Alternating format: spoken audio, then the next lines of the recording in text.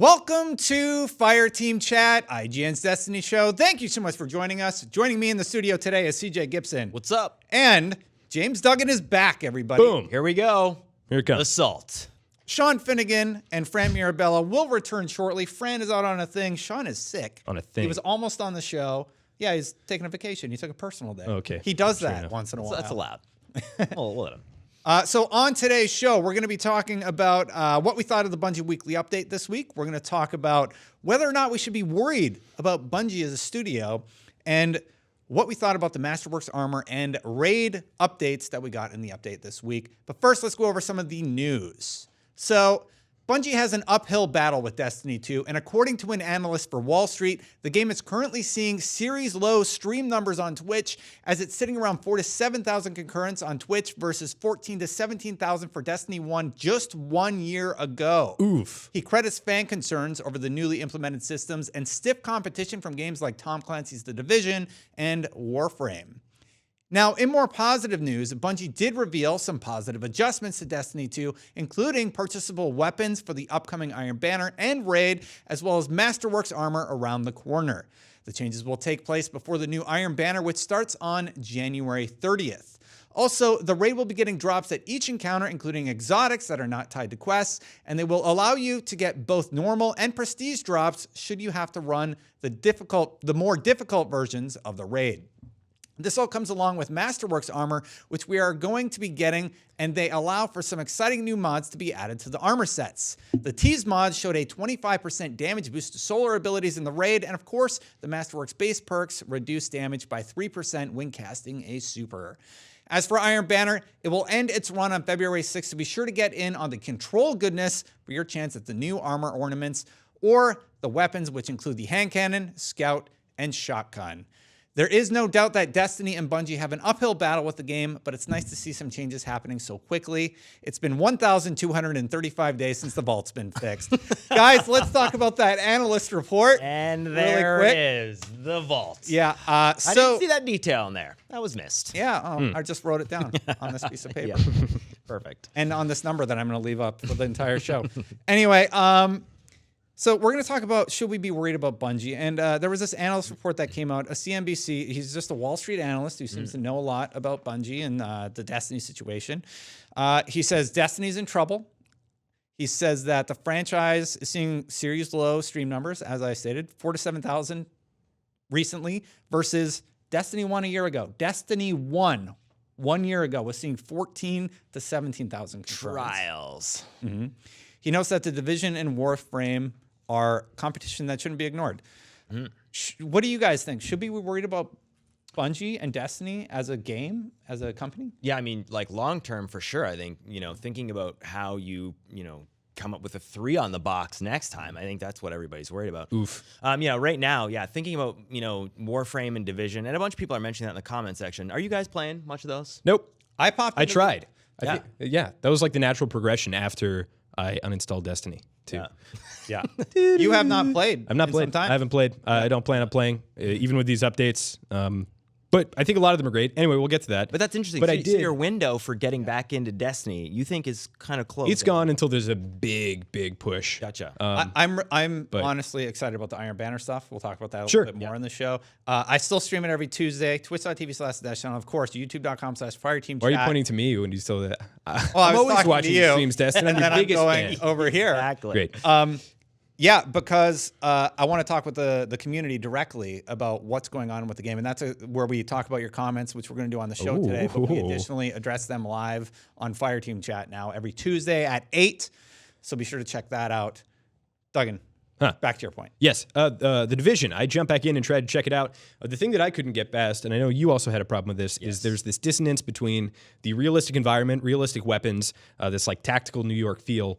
You feel like you're playing Rainbow Six Siege in a sense, like in terms of just the aesthetics, and then you're emptying like 30 rounds of 12 gauge into somebody's face and they're like gaining health. Yeah, not as on a opposed to monster. losing Not HP. on a monster. Sure. Just on some random dude Sure, with a vest. and this was like one of the core problems that I was actually kind of able to get past when I initially started playing, but this stopped me from experiencing all the awesome systemic reworks that are apparently part of the Division. It's not something I'm interested in jumping back into. I will say the world is still fantastic though. Yeah, so this is a trailer for their big update. If you're watching the visual version, everybody's been kind of talking about how this kind of is reinvigorating their interest in the product. I hop back in on PC. I'm like, oh, I need to learn the game. I'll start over, and I'm like, oh man, I forgot about the grind to get everything set up again.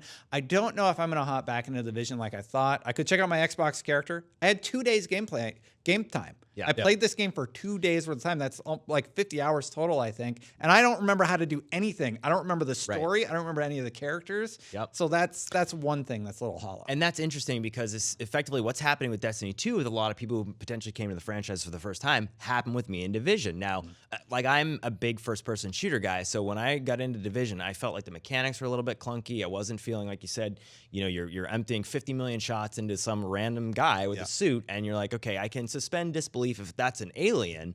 But why is this guy's black jacket vest allowing him to take moreover, 50 million shots? Moreover, I feel like it just doesn't feel good. I will maintain that I don't think it feels good in terms of a third-person shooter. I don't think it's a fluid game to play. I don't doubt, having looked at and experimented with some of the set bonuses, that they're, getting to a place where they are finally like nailing the RPG progression on the head and figuring out what they can do to incentivize people to go after this crazy loot. But again, everything you're getting from a loot perspective is like a nylon vest and an M16. And there's definitely a dissonance there in terms of like the RPG progression versus the fact that it's a shooter, including that it's realistic. That's why I wasn't able to get into it. Yeah, me too. Which will be to the disappointment, I know, to a lot of viewers because I do hear really good things. Yeah, so 100%, let's go back to the main question I asked. Should we be worried about Bungie and Destiny? We were talking about this off the air in the office. It's just like, what is Bungie going to do? We saw that Reddit report this week where players took a 10% sample size of the audience, and it is plummeting. Yeah, like the player base is very low. Duggan's uninstalled the game. I'm still playing it. Tons of streamers, we talked about that last week, are leaving the... Oh, no, we didn't talk about that. Yeah, well, no, that was something that like that traction recently. this week. Yeah, I think like Datto and obviously Holtzman and a few other ones who they mentioned. I think in the report. Yeah, the report. So yeah, when you actually think about those guys' situation, I would hate to be in their situation. Datto especially, like, it's done so much for content creation in the game, and to have literally all that stuff which you would expect to happen in Destiny 2, just all of a sudden to not be there. Yeah. That is something that, again, like I can't relate to. Obviously, we do a show, but our core function at IGN is not Fireteam chat. Like we do, miscellaneous other jobs. So if you're a streamer and all that stuff, I watched Datto's stuff very frequently. It was very informative. It's interesting, even if you're not playing, about the analytics of weapon damage and things like that. Yeah, it's super interesting. Like that min-max stuff falls squarely into the realm of shared world shooters and RPGs, and he did a fantastic job with that. And I actually think, like, I'm not worried about Bungie. I am super worried about Destiny 2. I think that's the kiss of death. I will remember Diablo 3 about late 2012. A lot of folks like Force StarCraft 2 Gaming and a lot of other Diablo 3 folks were like, this game is not engaging. I'm moving on to other content.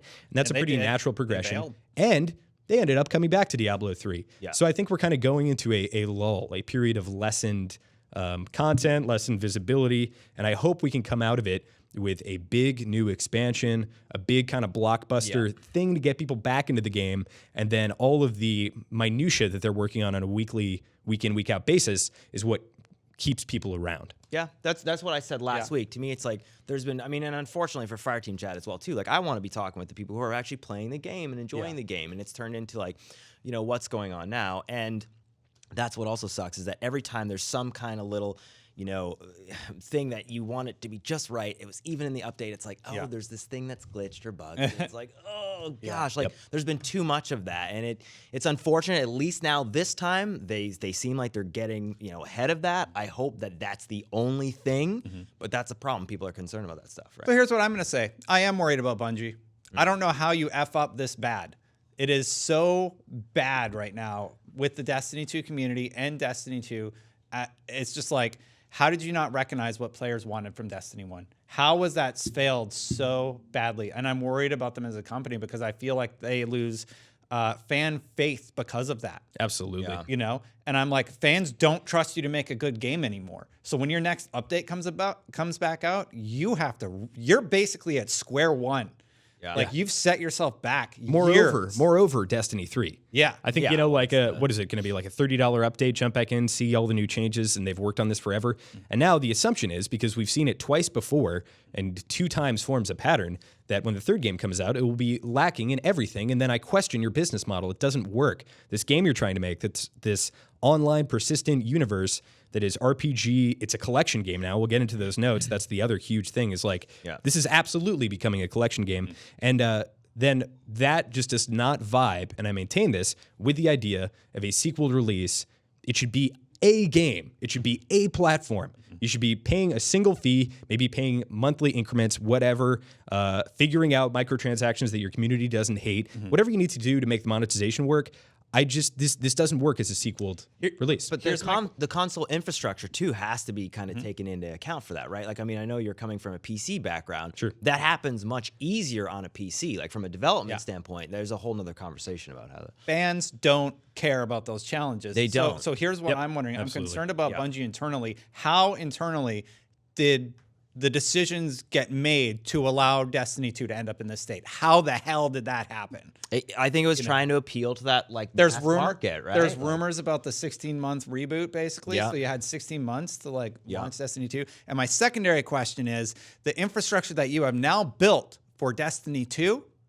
Can you fix it with the way you've implemented Destiny 2 as a game, the game systems and the game engine? Yeah. Like you have a 2 primary system that you doubled down on and that Luke Smith has said, we believe in it. Well, guess what? Everybody hates it.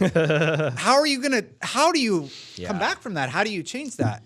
I don't want to get too much salt because I do have some positive stuff to say. And to their credit, here's the one thing that they are doing right. I thought the weekly update this week was fantastic. And shout out to Deej Cosmo and the new guy, DMG, Twitter handle. I can't remember his name. I just know his Twitter handle. Okay. Anyway, he's new. Shout out to you guys. I think you did an excellent job this week. And a few things have been changing with the weekly update. You were transparent. You talked about the shader system, why it's difficult to implement. And I really, really appreciated hearing that. Don't think we're stupid. We can read your text and understand what you're saying. We got that Anthem dev hopping into Reddit and talking about the vault system. Tell us why that's challenging. That's so funny, man. That is exactly what we want to hear. Do more of that. And also, you talked about the raid changes you're putting up. You're not just putting words out there, you're putting stuff into action, and I hope it goes off without a hitch because you guys really need a win right now. So hopefully the Iron Banner is exciting next week, and I'm excited to get back to the Iron Banner. Yeah. I'm excited to play the Iron Banner next week. It is the old Destiny 1 style system. I can get that armor set that I praised because it looks so badass. Yeah, it does. Bad It A looks good on the show. You're right. Trying to keep it You clean said for the but. kids. Yeah. But yeah, so I'm really excited. Thank you for the update. That's my perception of it. I thought it was really good. What else did I write here? Transparency is great. Yeah. The raid changes sound good. Yeah. What did you guys think about the update as a whole? Yeah, I mean, positive overall. There's some things, again, with thinking about the raid changes are good, but I question whether or not it's a little bit too much, again, of a departure of Destiny 1. Like, when I first heard that you could potentially buy the things, like, on a weekly basis, I was like, okay, then basically after, like, how many items, if you take that, multiply by how many weeks, you're basically getting most of the items by, like, week 8 or something like that. Masterworks, So, bro.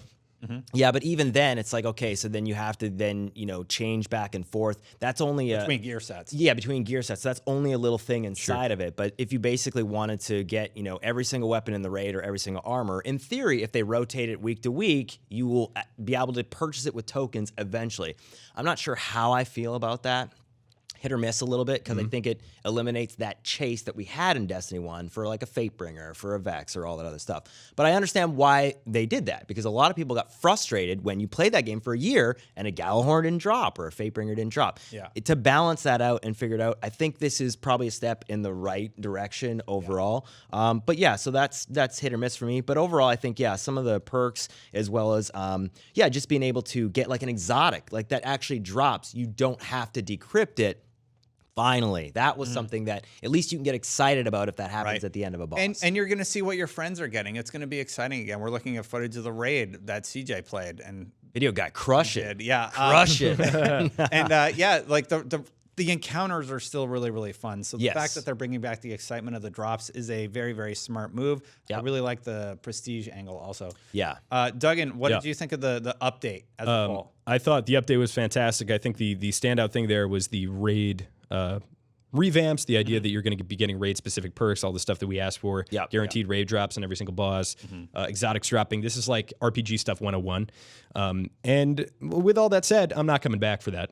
That's not something that I'm going back for because You've done that. Should have been there. I've done that. I've done the raid. I've done the raid on Prestige. I had a fantastic time. I loved every second of it. But man, my vault is still totally full. Yeah. This is turning into a collection game. Should still be on the screen in my edit. There are two things here. There's I disagree with you to some extent. I don't believe that being stingy with loot is a good way to extend the progression. I think you can give people loot and then have more better loot, things like Masterworks, things like maybe you are having scaling difficulty, and if you go into like a Nightfall 2, you're getting Nightfall 2 level stuff that's slightly better. Yeah. There's that vertical mechanical progression. And the second thing is like, make no qualms about it, Destiny is absolutely becoming a collection game, right? Oh, we have all these Yeah. these raid things. We have Iron Banner, we have Masterworks, we have all this stuff. We still have like a 1998 style inventory system with the vault. And it's even worse because like I think when I left, my inventory was in such a state that pretty much every single thing on my person was filled. So if an exotic rifle dropped, I would not be able to pick it up. It would We go don't to- want people shooting into a cave. Well, do you want them standing in the tower using DIM and using Bungie.net to manage their inventory for an hour and a half before they These- can these are experience all, your content? like- Sharding no. blues. Right. So Yeah. you're fixing the loot cave. Fix this system. Yeah. Yeah, and carry it over. Moreover, these are things. This all stems from a place of you didn't learn your lesson from the first game, and it's really sad to admit. These are not things that can be addressed in the next week. These are not things that can be addressed in the next month. These are things that needed to be addressed a year ago, from a core development cycle, basically. And we're still seeing the fallout from that, and we'll continue to see the fallout. And there, again, I firmly believe will be these little subtle improvements, eventually getting to a point. And tell me if you've heard this story before, where the game becomes a competent, has competent progression, has a competent end game, and then you have this killer expansion that brings everybody back in. Does that sound familiar to you guys? Yeah. Has that happened before? Oh, that's weird. I Exactly. can't put my finger on it, but Yeah. But I mean, this is a challenge, I think, for any game moving forward. I mean, even just thinking about Anthem, and I mean, I think that's where everybody's like, hey, Just guys, delayed to 2019. just delayed to 2019. They're obviously watching these. They were obviously like, watching it unfold. I would say. People are asking Good. in the comments. Yeah, exactly. People are asking us in comments. Hey, you guys should get into Division or Warframe or all these other games. I think for me, the challenge is those ships have sailed also as well, right? When you're trying to pick up a game that's already like years in, you feel like you've missed out in a bit. Anthem, I think, is You're an too far behind. opportunity. Yeah. To come start from scratch. If we follow that game from the beginning and are into that from day one, and it seems like it has this kind of progression and this kind of system that you enjoy, I think I will, try to do that. But to get into Warframe and stuff like that right now, it's a little tricky. You make an excellent point. Won't Destiny suffer from that same challenge when they finally revamp the game to a point where it's competent? Yeah. Yeah, absolutely. And that's- moreover, that's if the I can challenge. jump in on that, I think something that is a robbing Peter to pay Paul scenario, and I kind of always have mixed feelings about, are limited time exclusives. As an example, World of Warcraft. Here we go. James Duggan on the Fireteam chat. Need to bring the World of Warcraft 2018, reference. it had to You happen. can bring up Destiny with the Xbox exclusives. Sure, like, but Yeah. time, Xbox getting but pulled. what I mean is limited exclusives. Like, hey, we're running Iron Banner Season 2.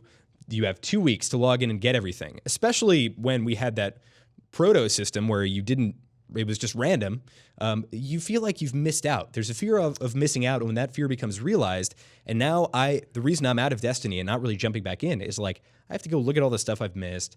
That's kind of a downer. They did bring that stuff. They are saying they're going to put that in the loot pool, though, from season 1. Okay. With specific games. So, I mean, they're Right. making That's steps cool. in the right That's direction. cool. I They're didn't wanna using interrupt you, but- ornamentation as opposed to just, you can't get that. And I'm not a fan of being rushed into trying to get something. Right. Like the Season 2 aesthetic rewards. I still have to see a big Bright Engram revamp unless I totally missed that because I was under a rock. There is some of that as well. They're going to potentially put bright engrams as a reward, just rather than like gaining XP for it. So there's going to be a potential direct path to bright engrams, and that was the reason why people were upset about the Dawning. Right? You couldn't actually potentially dive into a loot pool that had a lot of that stuff, and it was the only way to get that stuff. I think limited time rewards are great. with the caveat that there is a clear progression to get it, and it should be 1 or 2 at most. And it should be like big. It should be like great examples in World of Warcraft's 10th anniversary. They had, hey, go back into Molten Core, run this super old raid. We've updated none of the mechanics, but it's still going to be hard. And you go in there and you get this massive fiery Corehound mount, and that's it. And you feel good because like it took me 2 days to knock that out, and I got the mount. And it was fun, and that was a cool event, and I look back on it fondly. It wasn't like, hey, go into Molten Core, and you have a chance to maybe get a drop, and then I missed it, and it would suck. Here's the interesting, sort of fascinating thing I'm experiencing right now, being on the show. You've been gone, what, 2-3 weeks from Destiny? Yeah. And you're not aware of all these more so changes than that. because I've not been keeping up. I do not. You've lost him. Yeah. He's gone. See ya. How are you going to get him back? You know? Yeah, I mean, and the development update was a great update. There's lots of changes coming that, I mean, some of those things that you're concerned with, and yeah, that is a huge challenge for them. That's where I go. So, and the other thing that we haven't talked about very much that, again, I think we get accused of only talking about is PvP. There's a whole section of the community when you mention the Twitch numbers. Yeah, it's like PvP is largely the thing that kept those Twitch numbers high with trials. It'd be like if it'd be like go into it. It'd be like if IGN stopped doing news. That's your bread and butter. Why would you break that? Or reviews. Yeah, and so now with that, it's like I think that's the other thing that's going to happen is these raid works are very positive. A lot of these changes to banner, and if like Crimson doubles come up, positive. But there was a part in Destiny 1 where you're like, okay, cool, I got all these weapons maybe from the raid. Now I'm gonna go test them out in PvP or trials or all this stuff, and you're not doing that anymore. So it's a huge part of the game that is just not. To be clear, you've lost me momentarily, but I'm still willing to come back when I see that just about every box that I had an issue with is ticked off. And I've become much more zen about this. You sit across from me, you're good. Right. Yeah. I've And jumped back next to into Rainbow Six Siege. I kind of had a lull with that game initially, and then they fixed a bunch of stuff. And I've become really zen about getting back into games that I have no longer engaged with and being okay with having missed out on some stuff. But hey, it's good. Now's the time to play it. And boy, I just hope you can translate this into a third iteration of Destiny, or maybe it's just Destiny 2, that lasts for a much longer time, because ultimately there's still a timer, as if you were playing Majora's Mask, that is counting down to all your stuff is going away. So none of this really matters in a long-term progression standpoint. Yeah, I didn't mean to speak for you before. Sorry about that. No But worries. let me ask you about what do you think about the Masterworks armor and raid perk armor? Sure. So like that 25% damage boost to solar attacks. I mean, that stuff sounds really cool to me. And I like the 3% damage resistance that's going to be on all of the Masterworks sets. I mean, it sounds like, they want you to feel powerful. They want you to feel like a god. This is definitely going to make you feel This more is the powerful. first perk that I've seen that I'm like, yes. I want that. With the caveat that it's exclusive to the Leviathan raid.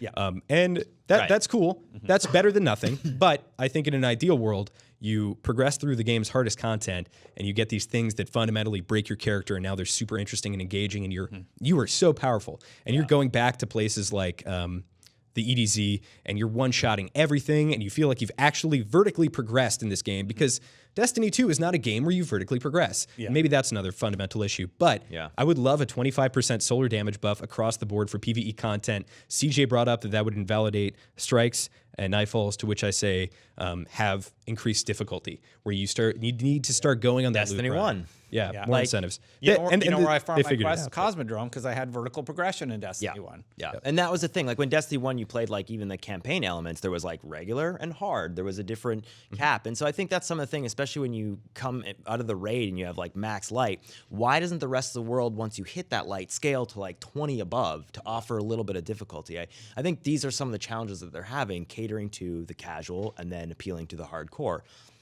I don't know the answer, but you're right. Like those are some You should. issues. I think the answer for me, and obviously this is up to the designer. You're but very hardcore, though. I'm super hardcore, but the answer for me is that Look at him. I'm super hardcore. Sorry, I couldn't. flip that out. As Yeah, I'm super hardcore. No, I when I decide I'm going to go in on a game, I go in 110%. But I think that when I initially dabbled in games like World of Warcraft, I was not that player.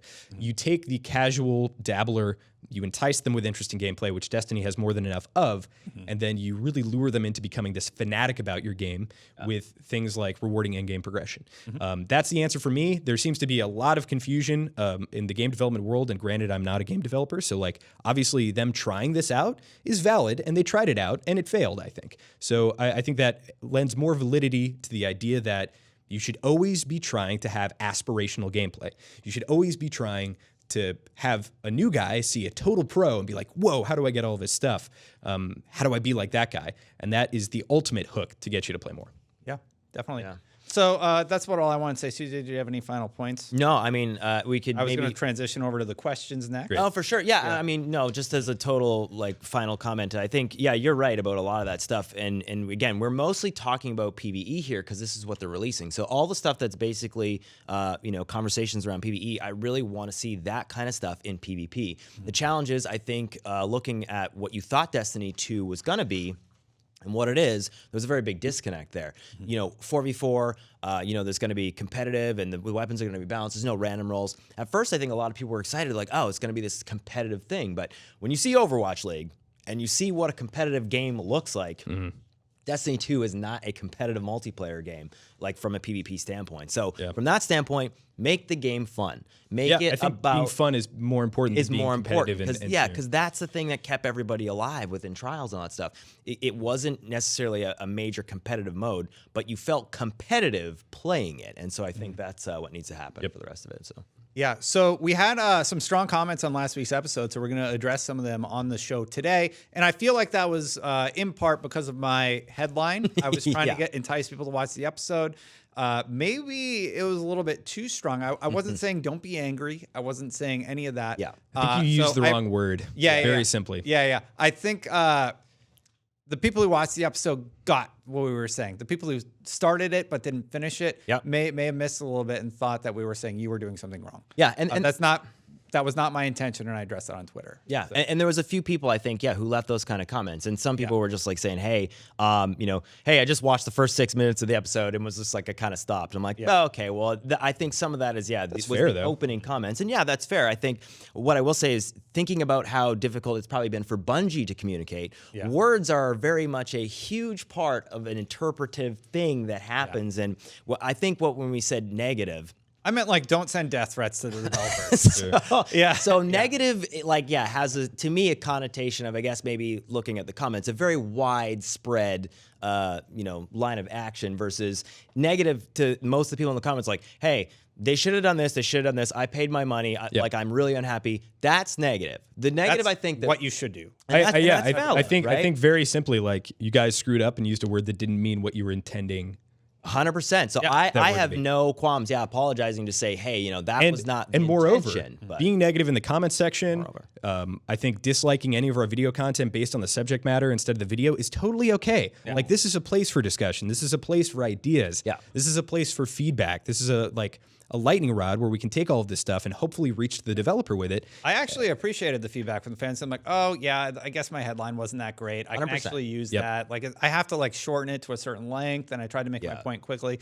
And I'm like, all right, okay, well, clearly I didn't get the message across that I was going for, so I will adjust that in the future. And we're gonna read some of the comments right now. Yeah. Like Negative said, wait, for real? I thought they had to disclose being paid by a company. Maybe it's ad deals, so it's okay to not disclose. I don't get paid by Bungie.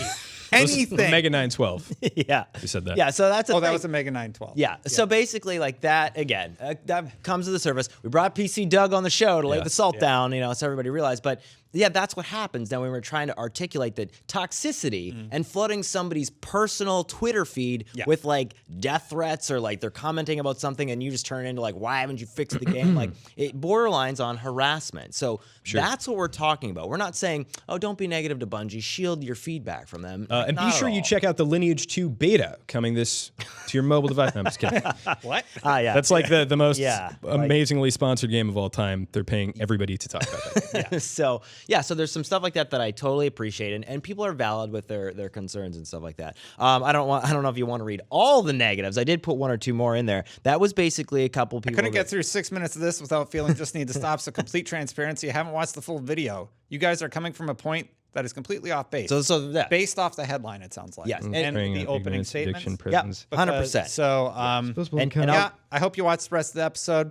That's on me. But also to talk about, to potentially validate this guy's point and why he would have, it's silly for those of us who have met developers and seen that they're just people who are trying to do their absolute best. Yeah. And at IGN, we get a lot of negativity around some of our content, and like sometimes we screw up. It happens.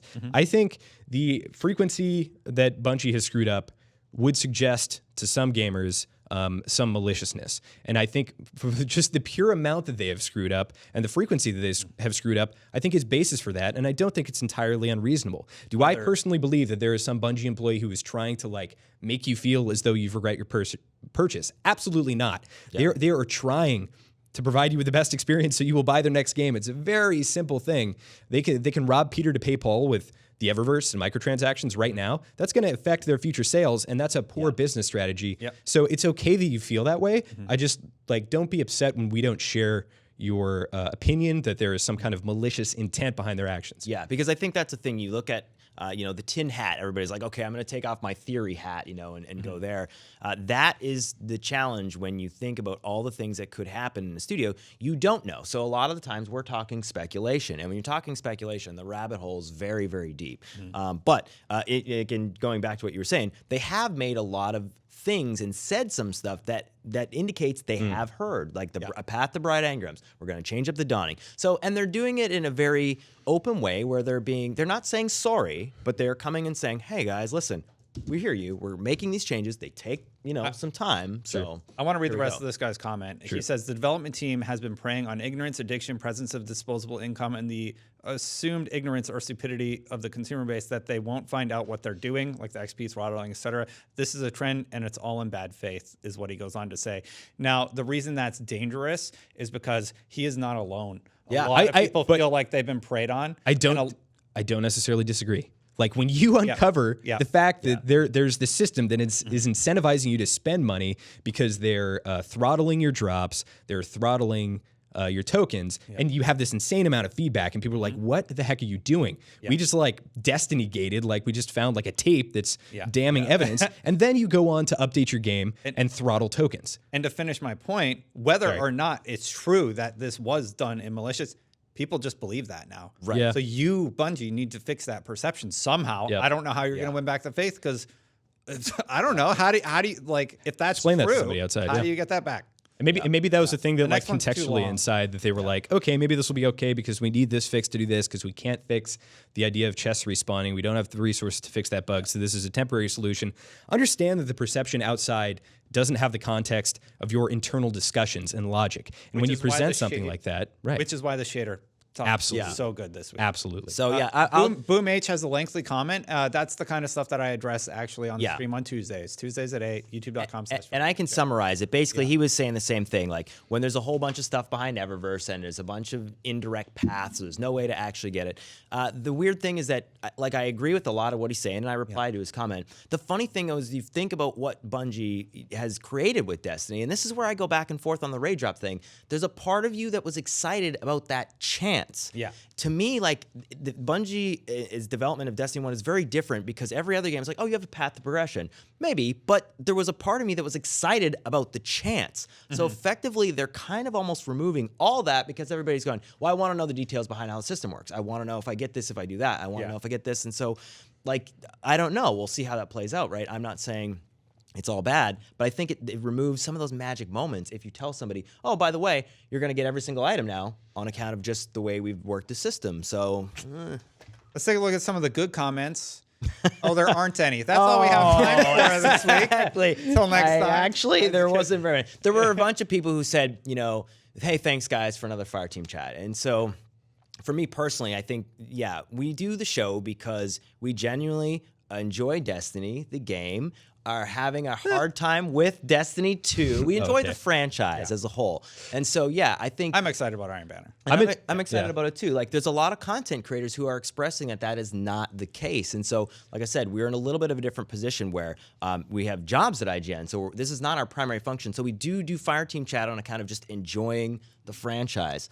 But we also want to make sure that people are engaged and watching. I think the comments most that I've heard is, please keep doing Destiny content. If you guys talk or compare Destiny to other games, World of Warcraft, Division, Warframe, that's welcome as well too, right? Because like those are what other people are playing. So. This is Destin's baby, and he's really like created a unique and I think this is a one of a kind audience for IGN. This is specializing into a game, reaching out to audiences, making a connection with them that I don't think are necessarily present on some of our other shows. Well, it's the only one. And and so this is a very special thing. We tried it with Division, you and I. Right. Yeah. But Not my name says yes, play the Division and talk about it for a week until there's some positive news regarding Destiny 2.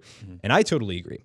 Yeah. I think that I personally, this will be the last time that I will appear on Fireteam chat until I play the game again, because I feel that's only fair to the viewers, right? I'm not going to come in here and claim expertise when I'm not in there with my boots in the mud, like figuring out the trials and tribulations that you guys are experiencing. But with that said, like, I wonder if this audience is also interested in things like Sea of Thieves, things like The Division, things like Anthem, and I think that's something we want to experiment with more in the future.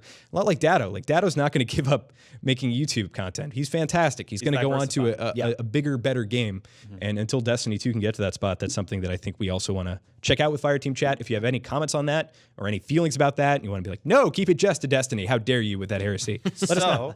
Last week, Thursday, I actually did play The Division for that exact purpose, to compare it to Destiny 2. I don't remember if I streamed the Fireteam chat, but if you guys are receptive to that, cool, because when I've streamed PUBG in the past, people did not like it. Sure. Interesting. So, yeah, you got to figure out which games your audience and it's 50-50. So it sounds like for the people who are a fan of Fireteam chat, they do want it to see it maybe stay Destiny, but they don't want us to shy away from maybe comparing other games or doing something else that is maybe named a different show that focuses on other games. So something to maybe try in the future. I like this one. Pierce says, "Thanks for another great episode, dudes." And that was all he said. No, I'm just kidding. Perfect. Great comment. Now, I have a couple of comments to add. You guys nearly said it, but didn't quite get there. In reference to some of the differences between Destiny 2 and Fortnite and how they handle fixes, being very open, in other words. Yeah. And quick. I think Fortnite, because it's a game from a smaller company, correct, has less stakeholders and less checks and balances, all correct. This is what allows them to fix things quickly. Bungie, having to respond to a community that is huge and angry, frustrated, disengaged, is unable to, because they have had to check with so many bigwigs at different levels. That is true now. I think there was a time when they had a little bit more of an opportunity to do that. Yeah. But now there's, I don't know, it's sort of a weird time. I think they're getting fewer checks and balances because they're just like, well, everything's on fire, just try something different. Yeah, this is a great comment. Yeah, and this really, I think, summarizes what Destiny's experiencing. And I've talked about this with smaller developers candidly, that like, sorry, Duncan, let me finish so everybody has context. Between Bungie and Activision, there are probably so many egos that feel they have had input. It slows the process of a fix nearly to a crawl. I could be wrong, but as a fan, I certainly want clarification as to why the heck it takes so long to fix concerns with the community. Well, they are so quick to fix issues they must be discussing behind closed doors. Farming rep tokens is a perfect example on that. Destin was spot on when he said not to change things about the game that brought people back to the world. Sean is right as well, that hardcore players aren't interested in wasting their time. We find the most efficient way to play the game, get the most out of it, and go do the next thing we enjoy about the game. Hopefully the next expansion will draw us back in. Thank you, guys. See you soon. Yep. Yeah. That was a great comment. Good. It was a really good comment, and thank you for leaving it. I feel very similarly about a lot of things, so thanks, Pierce. Yep. Yeah. So, but yeah, and I mean, that's the thing. There's really not a whole lot else to say. Like, everybody sees this stuff. We feel it because if we're playing the game, you know that's the case. It does seem like Iron Banner, they kind of removed some of those things. It doesn't seem to be there's going to be a cap. It doesn't seem. I mean, do you want me to read that one? You can read that one, CJ. Okay, basically, and then one of the last comments where I was kind of engaging with a couple people. It's like, if at Burger King you go there, you can get your money back if you're not satisfied with the product. At which I replied, do you eat the whole meal first before you ask for a refund? Yeah, that's a really tough question. It is. Like, you and I were talking about this off camera a little bit. We'll wrap it up after this. Like, yeah, when you've played a game for how many hours? Let's say even 100 hours. I checked. I'm at about 300. I think. And I'm at, I think. No, I was more. Maybe. Yeah, you're a little more. I'm at like 160 or something like that. There becomes this point in time where you go, okay, whether or not you want to spend microtransaction and money, like you're not forced to. Obviously, it's leading you in that direction. But at some point in time, there needs to be some accountability for, okay, you don't need to buy those things. It is not mandatory, but you choose to. So. You know what you do in World of Warcraft is you cancel your subscription. And I feel like that's a really nice like lever that can be pulled. Oh, that's really interesting. Yeah, like if you feel like the game is going in a bad direction, you're like, screw it, I'm out. I'm pulling this lever. I am ejecting from this ship. Yeah. There's no real mechanism for that in Destiny. I feel like some people, buy the DLC, rightfully so, have don't pre-buy the DLC. Don't buy microtransaction anything. I think I'm in a place where I purchased Destiny. I spent money on silver. I like ordered a little pin. I'm the problem. This was season 1 when I thought it might be okay. Maybe turned out it wasn't okay. But So I put all that money in. I don't regret any of it. I had a lot of fun experiences in Destiny 2 with raiding, with trials. Even though there was disconnects, I had good times. I had a lot of bad times. There were a lot of things that Destiny 2 taught me about how not to make a game like this. And that may sound like defeatist, but like that's an experience that I cherished. I got to come on the show, make a lot of friends. Moments, like man. I had a good time. I'm not going to ask for a refund. It's a very personal thing. I'm not going to tell you you can't ask for a refund or shouldn't at this point. But like that doesn't seem like a great move. Yeah, again, like I ate all of my burger. I'm not going to be like, I need my money back. This burger wasn't great. Yeah. You know, I mean, I think that's the huge question. Is that's the reason why Fortnite and Warframe and some of these free-to-play games, people feel like maybe that's a better model. And I think that might be the conversation moving forward. Like, you know, is this the best way? Is Destiny, hey, buy $60 and then a bunch of DLCs? Maybe it's a subscription thing. Maybe, you know, there's a different way that they need to, you know, think about moving forward. But I think that's another probably a full episode show that we could have a conversation about in the future. To me, and this is the final thing I'm going to say, and then we'll outro. I'm fascinated by what has happened with Destiny, and it's really interesting to look at everything that has gone wrong, and it's going to be an interesting road to see how they make adjustments product-wise and have those discussions together.